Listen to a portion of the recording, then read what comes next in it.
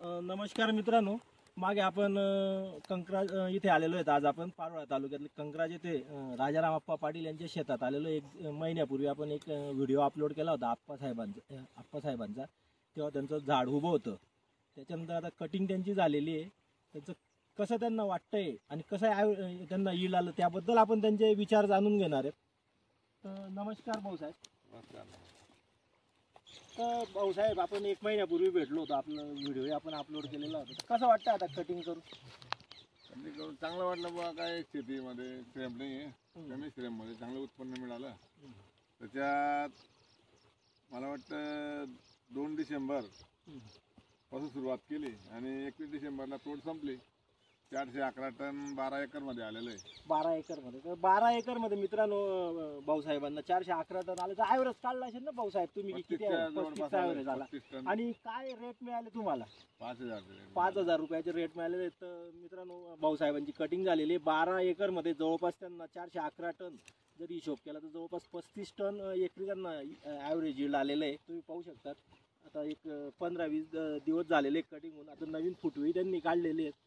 तर जवळपास तुमच्या 18 एकर होतं, ते मागे जे दिसत आहे ते मागे त्यांचं 6 एकर आहे। ते नंतर मागच्या वर्षी तोडलं होतं ना, ते आता पुढच्या वर्षी ते पुढच्या वर्षी। तर त्या भाऊसाहेबांनी टप्प्याटप्प्याने ते लावलेलं आहे। ते पुढच्या वर्षी ते तोडायचं म्हणता। इथे जवळपास 35 टन, 35 गुणिले जर तुम्ही आजच्या रेटच्या हिशोबाने जर गुणाकार केला तर जवळपास 2.25 लाख रुपये एकरी त्यांना इन ॲव्हरेज आलेला आहे।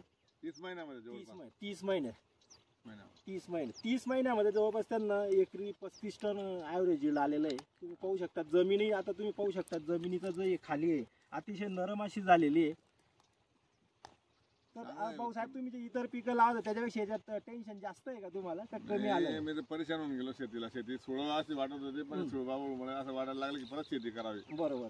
नाही तर काही नाही, झिरोच व्हायचं। परत खर्च, परत मटेरियल, परत फवारणी, काही उपयोग नाही। तसं राहायचं। हिशोब काढल्यावर झिरो व्हायचा। त्या हिशोबाने चांगलं आहे।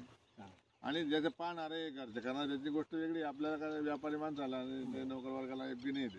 तर भाऊसाहेबांचं पुन्हा एकदा ओळख सांगायची म्हणजे भाऊसाहेब कंकराजचे सरपंच आहेत। भाऊसाहेबांचा स्वतःचा पेट्रोल पंप आहे। त्यांचा बर्फाचा कारखाना आहे। त्यांना शेतीकडे लक्ष द्यायला वेळ नसतो, म्हणून ते सुळबाबू शेतीकडे वळाले।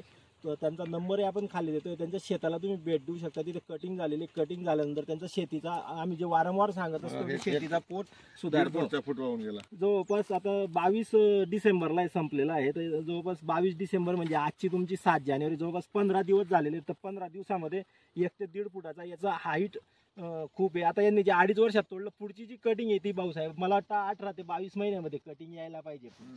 आणि याच्यापेक्षा 24 महिने बी आले तरी परवडतं ना, 35-40 पण जास्त येईल ॲव्हरेज पुढे। बरोबर, कारण की आता यावेळेस आपण एकच खोड ठेवलं तर आता पुढच्या वेळेस आपण 2 ठेवणार आणि ग्रोथ झालेली आहे। खोड तुम्ही पाहू शकता तिथे याच्यामध्ये फास्ट वाढलं ना। मागच्या वर्षाची जी कटिंग आहे, आज मार्च मध्ये कटिंग केलेली होती। 12 महिने 18-20 फूट झालंय। 18 ते 20 फूट झालेलं आहे। तर तुम्ही सुळबाबूळ लावा। या पिकामध्ये तुम्हाला ज्यांच्याकडे जमीन जास्त आहे, करणारं कोणी नाही, त्यांच्यासाठी अतिशय योग्य असं पीक आहे। तरी सगळ्या शेतकऱ्यांना कडकडीचं मी आव्हान करेन किंवा सगळ्यांनी सुळबाबूळ लावा, आणि ज्याच्याकडे जमीन जास्त आहे त्यांच्यासाठी योग्य पीक आहे। तर भाऊसाहेब, तुम्ही आम्हाला वेळ दिला, धन्यवाद।